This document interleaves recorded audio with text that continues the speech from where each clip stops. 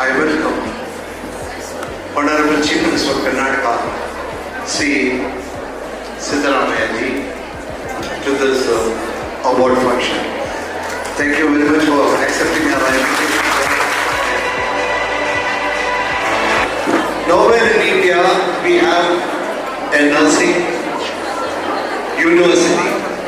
So I request the Honorable Chief Minister, I request the Health Minister and the Medical Education Minister to look into this matter.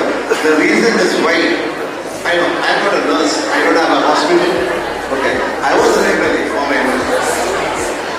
Why the reason is, I know the pulse of the nurses and nursing students, and I'm proud to say that I'm a founder of this award. The reason is, we produce more than 35,000 nurses in Karnataka.